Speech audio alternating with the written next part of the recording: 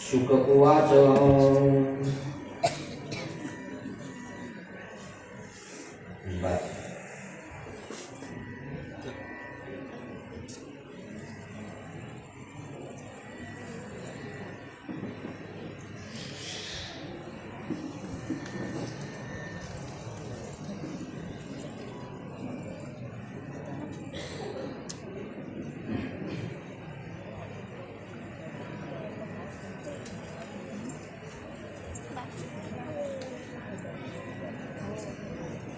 अस्ते प्राप्तिश्च कंसस्य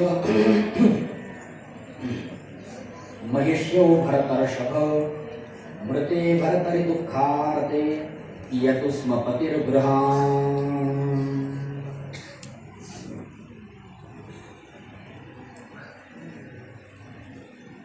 प्रारब्धाने मिळणाऱ्या गोष्टी प्राप्त करण्याकरिता परमार्थ करण्याची गरज नाही, कारण त्या परमार्थ न करता सुद्धा प्रारब्धाने मिळणारच आहे। परमार्थाची आवश्यकता आहे। मानवी जीवनामध्ये सद्विचारांची प्राप्ती करण्याकरिता परमार्थ केला पाहिजे। जीवनामध्ये निर्माण होणाऱ्या समस्त समस्यांचं निराकरण करण्याकरिता सोपा उपाय आहे, तो म्हणजे सद्विचार। विचाराने सगळ्या समस्या निघून जातात, पण विचार चांगला असला पाहिजे। सद्विचार दीर्घ संसार रोगस्य विचारो ही महौषधम। तुम्ही आम्ही सगळे महारोगामध्ये जखडलेलो आहोत। सगळ्यांना महारोग झालेला आहे, सगळ्यांना झालाय बरं। कोणता सांगू? दीर्घ संसार रोगस्य, संसार रोग आणि दीर्घ संसार रोग, महारोग आहे संसार रोग। सगळ्यांना वाटतं सगळं दिसतंय आपलं, हे माझं महारोग आहे, महारोग। दीर्घ संसार रोगस्य, आणि त्याच्यावरती औषध काय? तर विचारो ही महौषधम। विचार हेच औषध आहे, पण विचार चांगला विचार असावा बरं का। नाहीतर विचार कोणता? गरधर्मस्य प्रतिरोमाणी, काय उपयोग आहे सांगा? कळले नाही ना शब्द? काही लोक विचार करतात का भलते विचार करण्यात काय अर्थ नाही हो, त्यातून काहीही प्राप्त होणार नाही। उदाहरणार्थ गर्दभस्य कती रोमाणी, गाढवाच्या पाठीवरती केस किती सांगा? करा विचार, मोजून काढले, काही उपयोग आहे का? काही फायदा झाला? जीवन संपलं। गर्दभस्य कती रोमाणी, काकस्य कती वा दंता, कावळ्याचे दात किती सांगा? विचार करत बसला, काही अर्थ आहे का त्याला? काकस्य कती वा दंता। बैल बाजार भरला होता, बैल बाजार माहिती आहे ना? आणि एका माणसाने बैल आणला, चांगला विकत धष्टपुष्ट पाहिला। शेजाऱ्याला सवय होती खोड काढायची। तो शेजारी गेला आणि सांगायला लागला, बैल आणलास? होय। कितीला आणला? 50,000 तो आणलाय। असला बैल होता, छान असा धष्टपुष्ट बैल। तो म्हणाला, अरे तुला मालकाने फसवलं होतं। कसं काय? अरे तुझा बैल म्हातारा आहे। कशावरून? बैलाला दातच नाहीये। जाऊन बघ, मी कुठं सांगतो हा खरंच गेला हो दात बघायला बैलाचे। सांगा, बैलाचे दात असतात? नसतात? असतात. त्या प्रश्नाचं उत्तर द्या. विचार करा आणि विचारपूर्वक प्रश्नाचं उत्तर द्या. बैलाला दात असतात की नाही? बोला. बैल बघितले? हां, सांगा, बैलाचे दात असतात? असतात. वरचे असतात की खालचे असतात? दोन्ही. मोठ्यात बैल असून सुद्धा आज घरी जायचं बरं का, आणि पाण्याचे दात मोजायचे.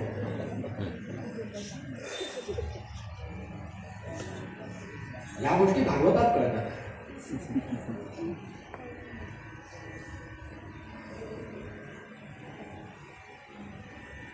उद्या शोधून काढतात का बैलाचे खालचे दात असतात की वरचे? असो, सांगण्याचा मूळ मुद्दा एवढाच आहे की विचारो ही महौषधम. विचार करणं, सद्विचार करणं. बैलाचे दात मोजून काय मिळणार आहे? काय मिळणार आहे का? कावळ्याचे दात मोजून मिळणार आहेत का? गर्दभस्य कतिम रोमाणी, गाढवाचे पाठीवरचे केस मोजून काही मिळणार आहे का? काही उपयोग नाही. याकरिता शुकदेव म्हणतात, राजा, मानवी जीवनामध्ये निर्माण होणाऱ्या समस्त समस्यांचं निराकरण म्हणजे सद्विचार, आणि विचार करण्याकरिता चरित्र म्हणजे कृष्ण चरित्र. विचार कर. भगवंतांच्या प्रत्येक पावलोपावली चरित्रामध्ये प्रत्येक पावलोपावली चांगला विचार भगवान देतात, परमात्मा देतात. आणि म्हणून समस्त जगताचा आणि जीवनाचा, मनुष्य जीवनाचा आधार आणि मनुष्य जीवनाचा विचार म्हणजे कृष्ण. शुकदेव म्हणाले, राजा, पुढचं चरित्र ऐकायचंय? काही तास उरले तुझ्या जीवनाचे, 2 तास फक्त. हे सुद्धा लोकांचे चेहरे पडले तर फक्त 1.5 तास.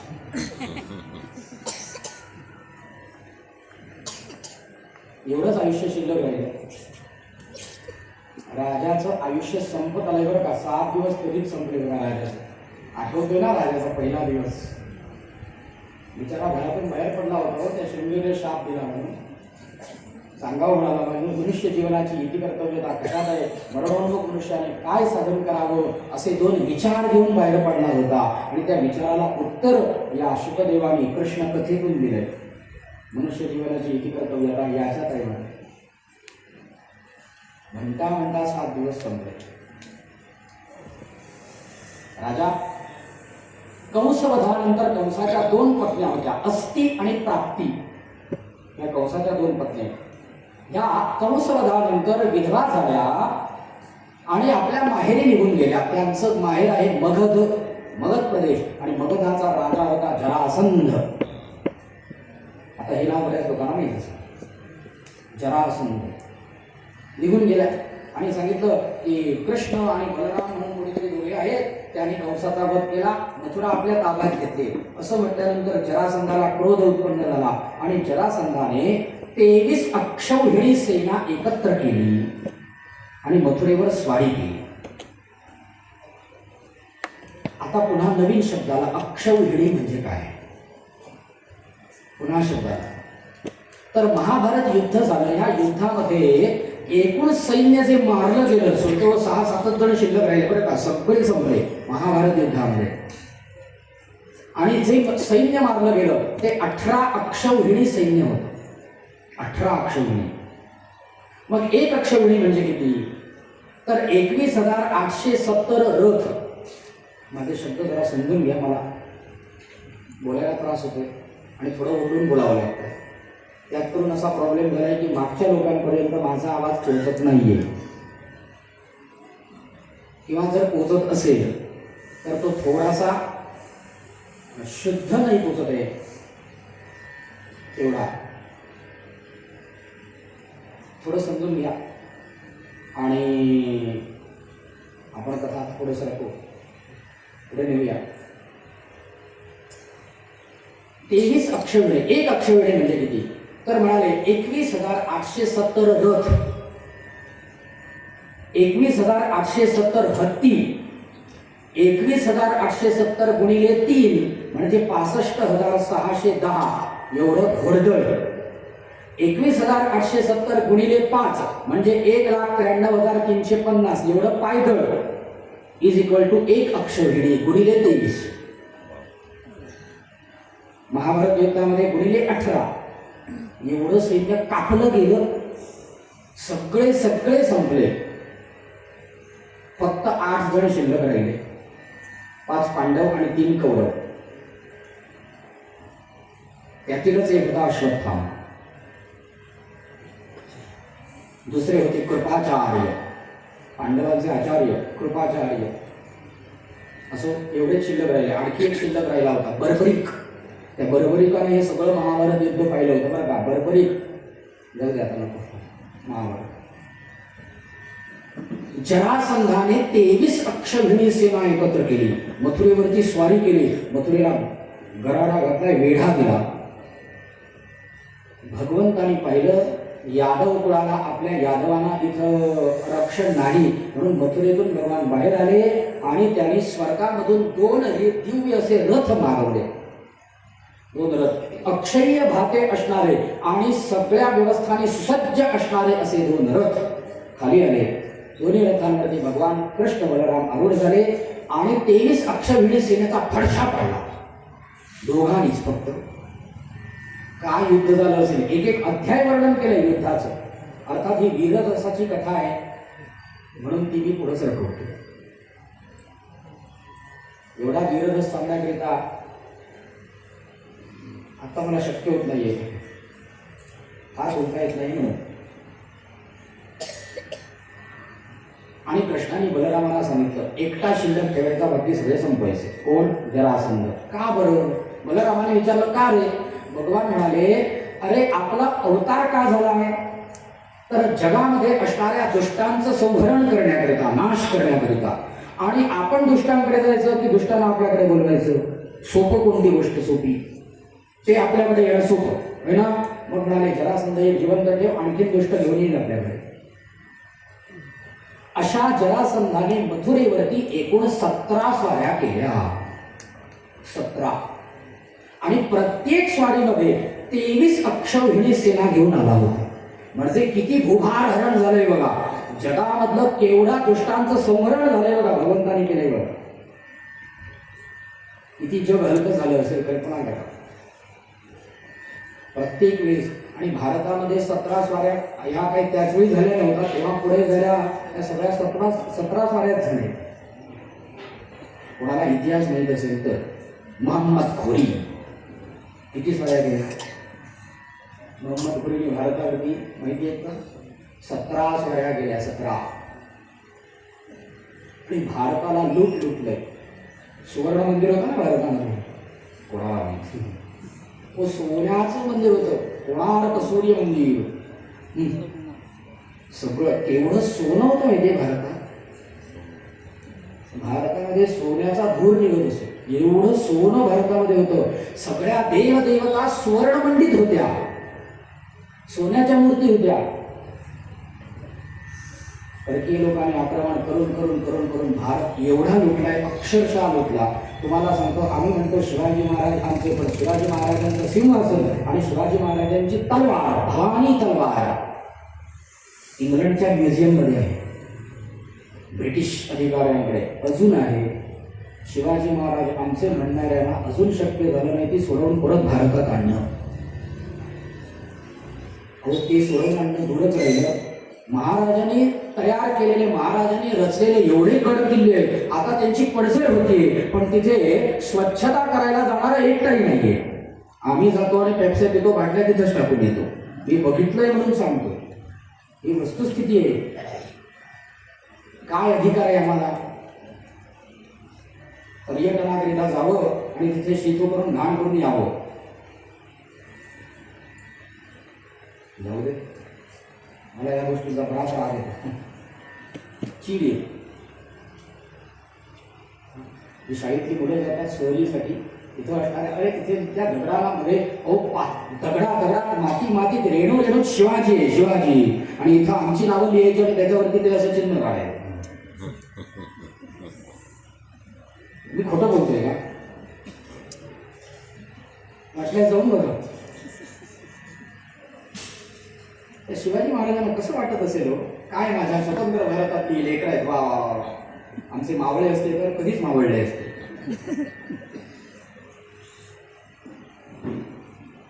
म्हणून मी पहिल्या दिवसापासून सांगतोय, संकल्प केलेच पाहिजे, मुलाकडे संस्कार केले पाहिजे, नाही करायचं नाही. कानपटीत पहिलं इथे आई बाबांनी पहिलं मारलं पाहिजे. माझं सोन्याचं लागला सोन्या 17 वेळा स्वाऱ्या केल्या आणि भगवंतानी एकट्या भगवान कृष्ण आणि बलराम दोघांनी 17 वेळा स्वाऱ्या पटवून लावल्या. 23 अक्षौहिणी सेना नाश करायची आणि एकट्या जरासंधाला सोडायचं. 18वी स्वारी झाली. 23 अक्षौहिणी सेना घेऊन आलाय जरासंध आणि मथुरेला वेढा दिला. आणि एवढ्या अफगाणिस्तान प्रदेशामधून पहिला यवन भारतामध्ये आला. हा इथं आला यवन. यवन शब्दाचा अर्थ कळला? बऱ्याच लोकांना कळला नाही. कळलं असं बरोबर. यवन हो. यवन ही भारताला लागलेली कीड आहे. संपणार नाही कितीही पावडर मारा, तुमचा डर कमी होईपर्यंत. आम्ही घाबरून राहतोय. पावडर बाळा फक्त पावडरी लावून रंगवायचं आणि जायचं. आणि ती कीड कशी पसरत चालली आहे जमिनीच्या खालून कळत पण नाही. म्हणता मख बोर. इथं कधी लागेल सांगता येत नाही. सावध राहा बरं का. कीड आहे कीड. आणि ही कीड कुठून सुरू झाली? पहिला यवन भारतामध्ये आला अफगाणिस्तान प्रदेशामधून. वायव्य सरहद्द प्रांत सिंधू नदी पार करून आलाय आणि त्या यवनाचं नाव आहे काल. काल यवन. हा भारतामध्ये 3 लाख म्लेंछ सैन्य घेऊन आला. म्लेंछ म्हणजे मुस्लिम. 3 लाख मुस्लिम सैन्य घेऊन भारतामध्ये आला आणि मथुरेपर्यंत, थेट मथुरेपर्यंत पोहोचला. प्रत्येक संस्थान खालसा करत करत करत करत मथुरेपर्यंत त्याने आपली कूच केली आणि समोर भगवंतांच्या उभा राहिला आहे. आणि म्हणून मी म्हटलं होतं पहिला क्रांतिकारक भारताचा कोण असेल तर कृष्ण आहे. अशी क्रांती केली. भगवान कालयवनासमोर उभे राहिले, रथावरून खाली उतरले. नियम असा होता की रथीने रथीशी युद्ध करावं. द्वंद्वयुद्ध हे द्वंद्वयुद्धाशीच केलं पाहिजे. गदाधाऱ्याने गदाधाऱ्याशीच युद्ध केलं पाहिजे असा नियम आहे. भगवान उतरले. तो कालयवन रथामधून खाली उतरला आणि भगवंतांनी त्या कालयवनासमोरून पळ काढली ऐन युद्ध प्रसंगामध्ये. आणि म्हणून भगवंतांना उत्तर प्रांतामध्ये, उत्तर भारतामध्ये एक नाव पडलंय रणछोड. रणछोड. रणांगणातून पळ काढली. पळत पळत गेले आणि ज्या ठिकाणी तो मुचुकुंद झोपला होता, परवा नाव सांगितलंय, मांधात्याचा पुत्र मुचुकुंद जिथं झोपला होता, भगवान त्या गुहेमध्ये गेले. आपल्या अंगावरचा शेला मुचुकुंदावरती पांघरला आणि तो कालयवन आला. मला पाहून झोपलाय सोय म्हणून जी लाथ मारली. तो मुचुकुंदाची झोप मोड झाली आणि त्याने कालयवनाकडे पाहिलं. डोळ्याने पाहिलं मात्र आणि जळून भस्म झाला तो कालयवन.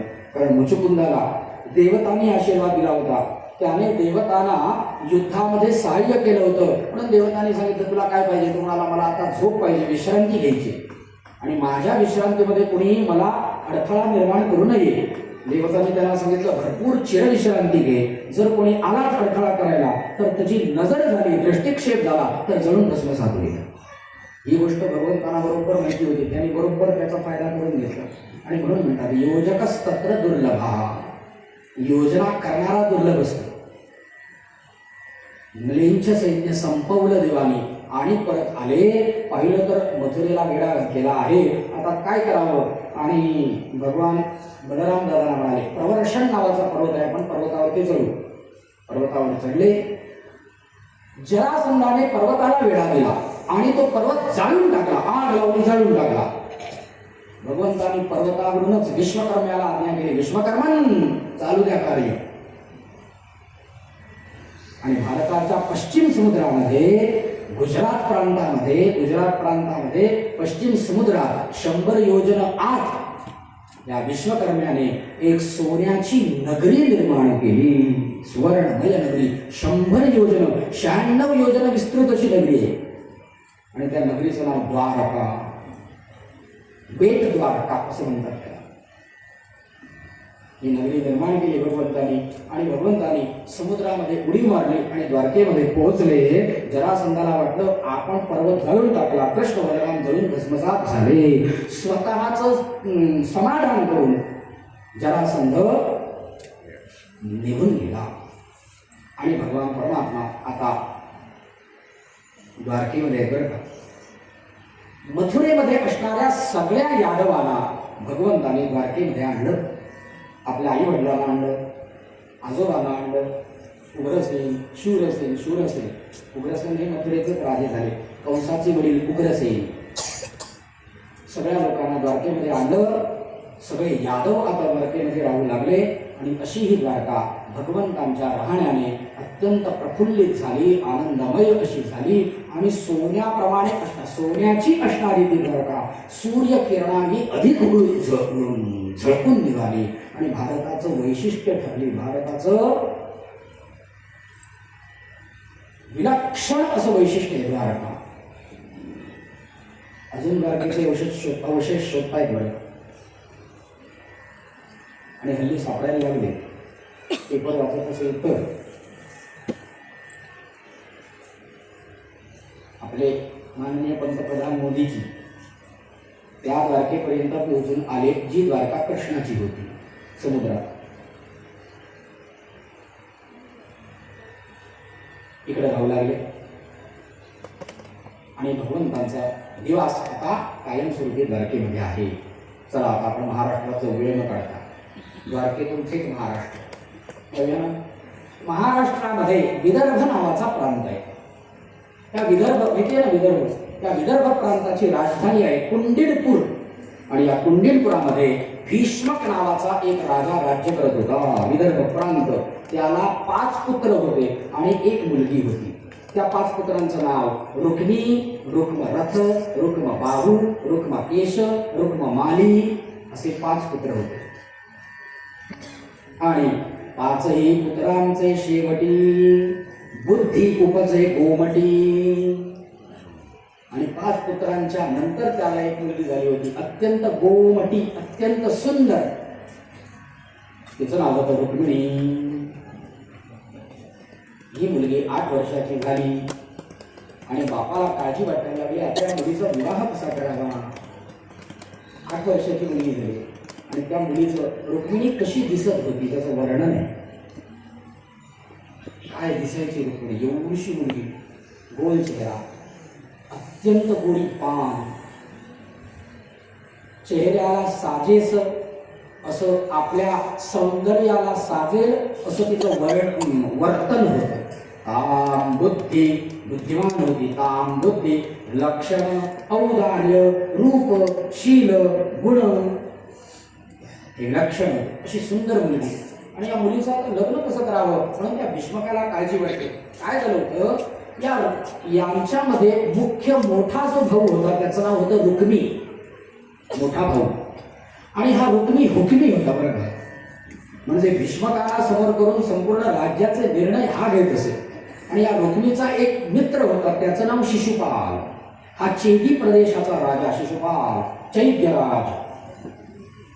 मित्र असल्यामुळे रुक्मिणीने शिशुपालाशी आपल्या बहिणीचं लग्न करावं, रुक्मिणीचा पाणीग्रहण हे शिशुपालाशी व्हावं असं रुक्मिणीने ठरवून टाकलं. पत्रिका छापली आणि बापाकडे घेऊन आला, थेट कोणाची परवानगी न घेता. आणि ती पत्रिका दाखवली, बघा मी शिशुपालाबरोबर आपल्या रुक्मिणीचं लग्न ठरवलेलं आहे, बाबा हे घ्या पत्रिका. बाप म्हणाला मला न विचारता, हो या मी ठरवलेलं. वडिलांचं काही चालत नव्हतं. एवढ्यात त्या ठिकाणी एक ब्राह्मण आला, त्याचं नाव सुदेव. आणि त्या सुदैवाने रुक्मिणी निघून गेल्यानंतर रुक्मिणी आणि वडील बसलेले असताना, अंतःपुरामध्ये रुक्मिणी आणि वडील बसलेले असताना या सुदैवाने त्या भीष्मकाला भगवान कृष्णांचं संपूर्ण चरित्र ऐकवलं. भगवान कृष्णांचे गुण कसे आहेत, रूप कसं आहे, औदार्य कसं आहे, हा परमात्मा हा कृष्ण काय काय कर्म करतो, केवढा पराक्रमी आहे, या सगळ्या गोष्टी सांगितल्या. त्या सगळ्या गोष्टी रुक्मिणीने ऐकल्या आणि तिच्या मनात गेलं आपण लग्न करणार तर ह्याच्याच बरोबर. आणि हा डायलॉग इथून सुरू झाला. लग्न करणार तर बोला याच्याच बरोबर. बरं झालं तिने सुरुवात केली आणि तिने मनोमन ठरवलं, ताम बुद्धिलक्षणं उदार्य रूपशील गुणाश्रयाम कृष्णश्च सदृशीं भार्यां समुद्वोरुन मनोदते. तिने मनापासून ठरवलं मी लग्न करणार याच्याबरोबर. पण करणार काय, आमच्या मोठ्या भावाने आपलं लग्न शिशुपालाशी ठरवलं. बरं त्याचं नाव सुद्धा कसं आहे, शिशुपाल. शिशुपाल. आता कोणती मुलगी या शिशुपालाबरोबर लग्न करेल सांगा. नाव लक्षात ठेवा, कधीतरी उपयोगी पडेल. मुलाचं नाही तर जाऊयाचं ठेवा, शिशुपाल.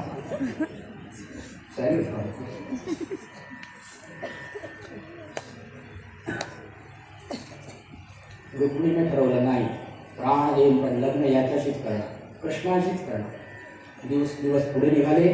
लग्नाची मुहूर्त वेळा येऊ लागली. 4 दिवस पुढे होते आणि शिशुपाल, त्याचे चिरीप्रकाशाचे राजे सगळे आणि त्याचे मित्र आणि जरासंध इत्यादी सगळे विदूर दंतवक्त्र वगैरे सगळे लोक, वऱ्हाडी मंडळी ही विदर्भ प्रांतामध्ये आली सुद्धा. मंडप उभारलेले, करीमगणाचे स्टॉल लागले आपले, हे मंडप कॅटरिंग झाला.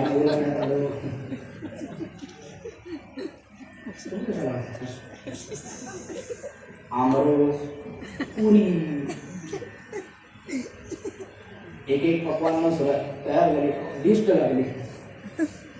सनई चौघडा, सगळी विवाहाची तयारी सुरू झाली आणि रुक्मिणीची घालमेल सुरू झाली. आता मी काय करू, मला तर लग्न त्याच्याशीच करायचं आहे. पण आजपर्यंत आपण त्याला पाहिलं सुद्धा नाही. रिक्वेस्ट टाकायची तर आपल्याकडे ते बुक नाही ज्याच्यामध्ये फेस दिसेल.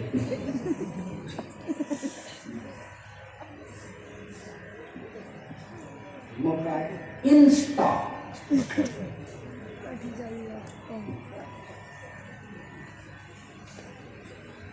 काही पर्याय नव्हता.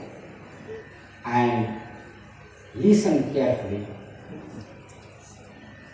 रुक्मिणीने कृष्णाकरिता पहिलं पत्र लिहिलं, the first love letter in India, sorry Bharat.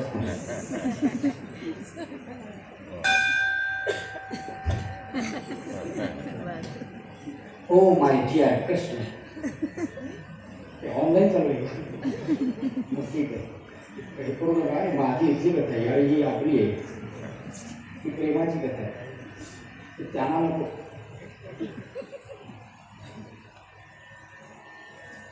Live वगैरे नाही ना, तुमच्यापर्यंत असतो, मला नाही आवडत. आणि रुक्मिणीने पत्र लिहिलं बरं का. आणि ते पत्र असं गुंडाळलं, पाकिटात टाकलं गुलाबी आणि ब्राह्मणाकडे पाठवलं. त्या ब्राह्मणाचं नाव आहे सुदेव. आणि तो ब्राह्मण निघाला, चालत निघाला, पळत पळत पळत पळत. कुठून कुठे प्रवास केवढा करायचा आहे बघा. आणि 4 दिवस शिल्लक आहे बरं का, कारण तो शिशुपाला आलाय गुडघ्याला बाशिंग बांधून.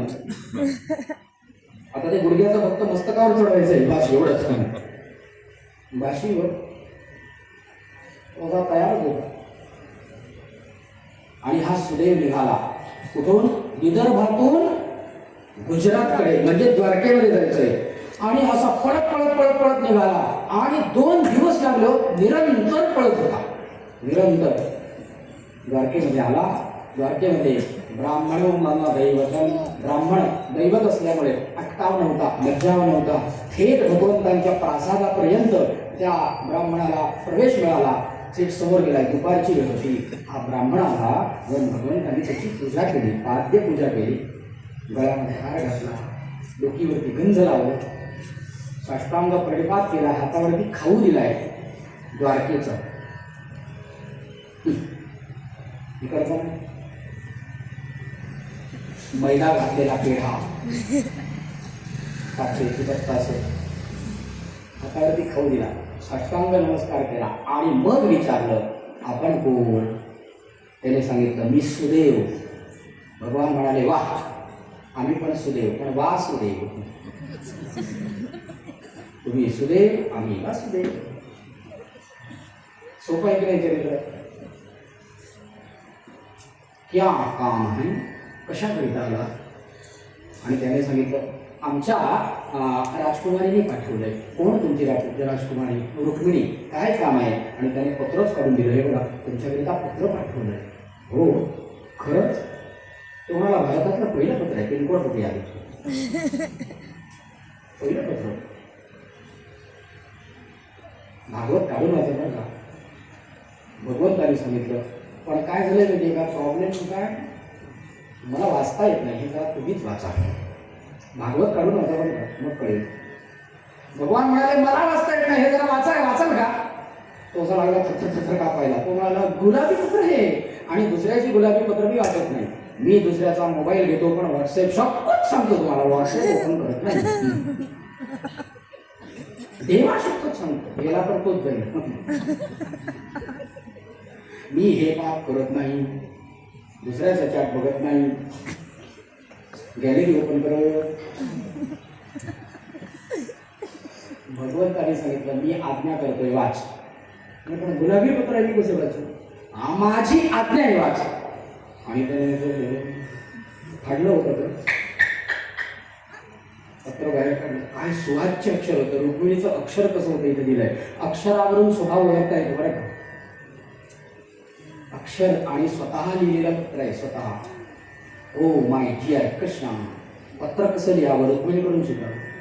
हो आमच्याकडे एक लग्न मोडलं. काय झालं होतं, आणि पत्र कसं कशी हातात एक कोणाला काही कळणार नाही. पूर्वीच्या काळात पत्र लिहायचे, डस्टबिन भरायचं. लिहू का? एका मुलीने डिअरच्या ठिकाणी डीच्या ठिकाणी बी लिहिलं. लग्न मोडलं, डीच्या ठिकाणी बी केला. वाटोळ.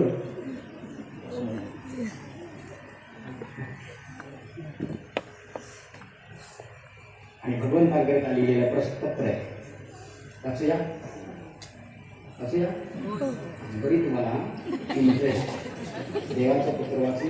हो दुसऱ्याच्या लग्नात काय इंटरेस्ट होते बघा.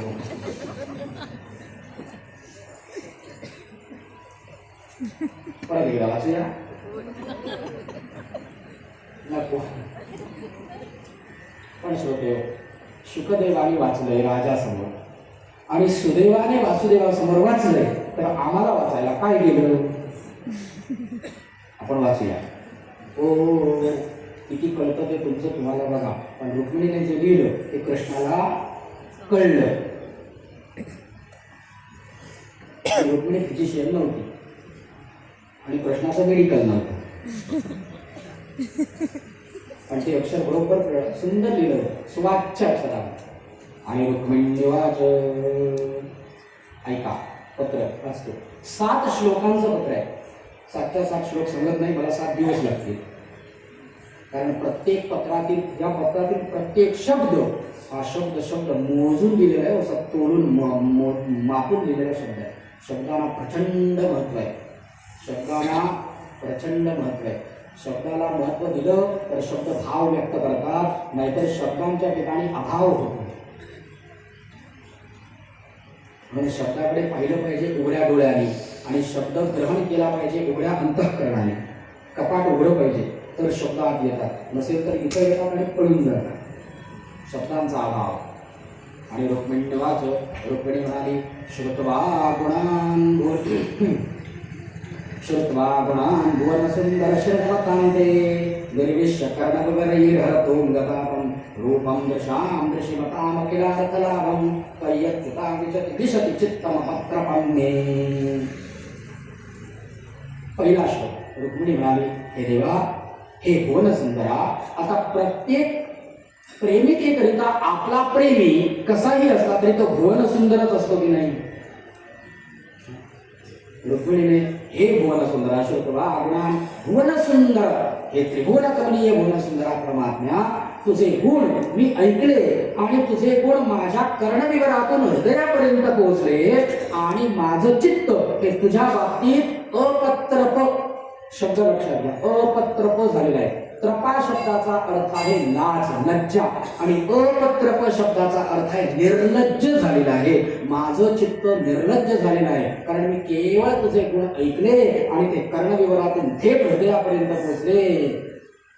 त्यामुळे हे गुण सुंदरा, मी तुझ्यावरती अत्यंत लुब्ध झालेली आहे.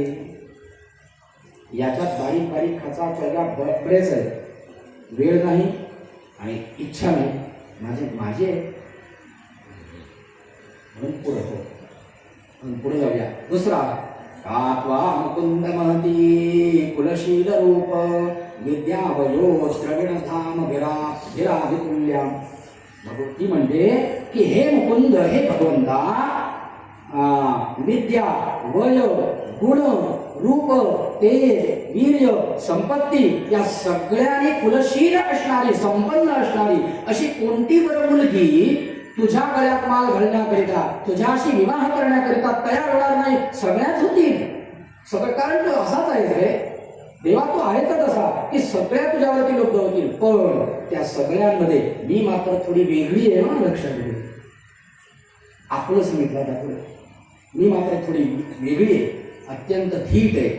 मी कधीही अविचार करत नाही. जे कर्म करते ते विचारपूर्वक करते. अत्यंत धीट आहे. मी कुलीन आहे, सुशिक्षित आहे, बुद्धिमती आहे. आपले गुण सांगितले.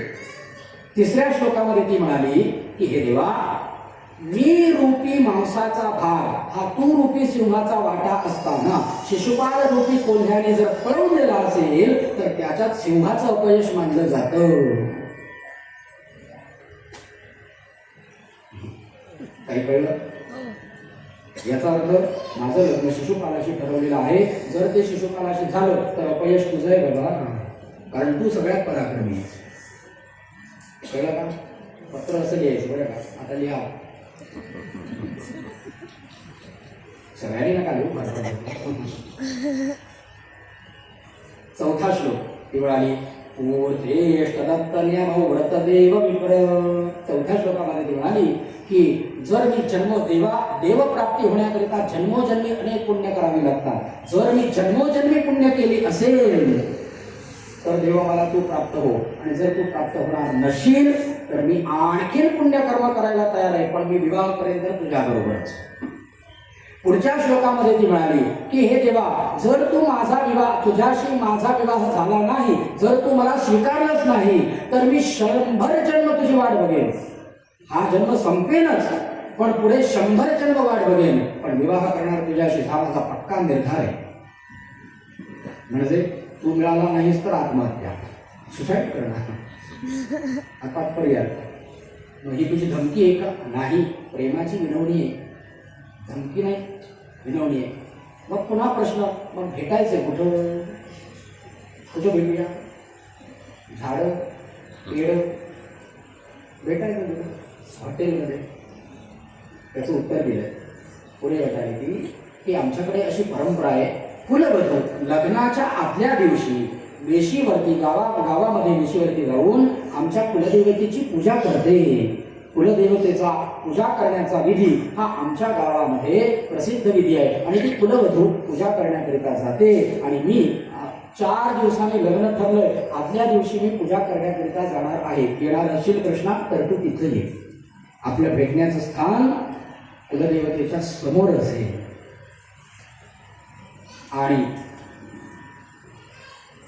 शेवट तिने सांगितलं, पूर्वेद्युरस्ति महती कुलदेवी यात्रा.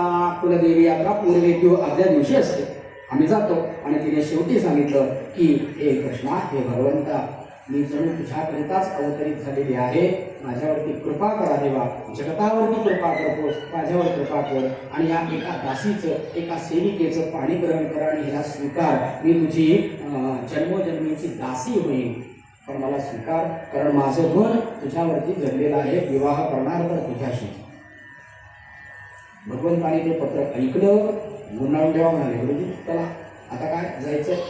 आणि रथावरती बसले. अचानक दुपारची वेळ, जेवण खाण झालं असेल नसेल कोणास ठाऊक, अचानक दुपारी हे दोघे जण रथावरती, एक सुदेव आणि दुसरा वासुदेव. आणि 7 घोड्यांचा रथ निघाला. असा दौड लगा की निघाला तो थेट एका दिवसात आता महाराष्ट्रात पोचायचंय बरं का.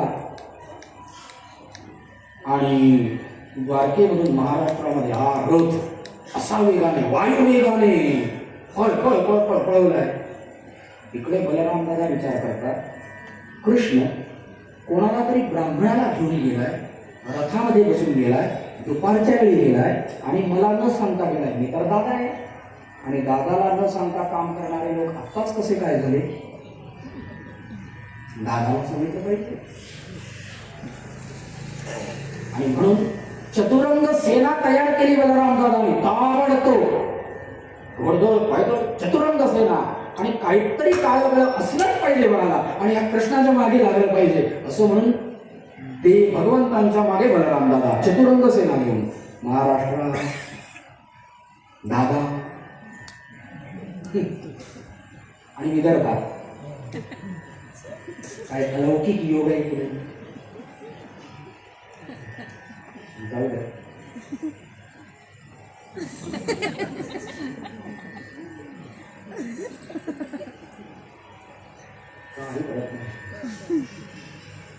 इकडे भगवान आले. सुदेव समोर मंदिर दिसतंय. सुदेवाला उतरवलं, सांगितलं जा जा आणि निरोप दे, आम्ही आलोय म्हणून. कडेकोट पहारा होता आणि त्या पहाऱ्यामधून ही रुक्मिणी जगदंबेची पूजा करण्याकरिता आली होती. असा कडेकोट पहारा होता, मुंगी जाऊ शकत नव्हती, वायूला प्रवेश नव्हता, असा पहारा होता. त्यातून ही आली, जगदंबेची पूजा करते आणि प्रार्थना करते, आई जगदंबे माझी लाज राख, माझा प्रेमास्पद ज्याच्यावरती मी प्रेम करते तीच व्यक्ती मला प्राप्त व्हावी आणि त्याला बल दे, माझी लाज राख. नमस्कार केला आणि हिचा जगदंबेचा प्रसाद झाला. वरचं फुल खाली पडलं आणि आनंद झाला. हिला मी परिक्रमा करते, अजून आला नाही. कसं परिक्रमा करते, अजून कसं नाही आला. तिसरी परिक्रमा झाली, अजून आला नाही कसा. आणि परिक्रमा करून समोर आली तर हा दिसला, कोण? सुदेव. लक्षात घ्या, वासुदेवाच्या पूर्वी सुदेवाचं दर्शन. हा वासुदेव थकला होता व थकून पळून पळून कपाल घाती करत आला. चेहऱ्यावरती पाहिलं, आनंदमय चेहरा दिसला आणि लक्षात आलं काम संपलं, आपलं काम झालंय, काम फत्ते झालं, थम्स अप डन. बरं म्हणाले. आता रुक्मिणीला वाटलं त्या छोट्या मुलीला छोटी आहे बरं काय, पण काय हुशार होते, अत्यंत हुशार, म्हणूनच कृष्णाबरोबर लग्न करू शकले.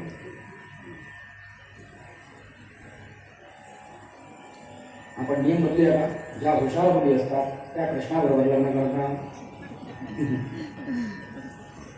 नाही नाही, हुशार मुली ज्याच्याबरोबर लग्न करतात तो कृष्ण असतो.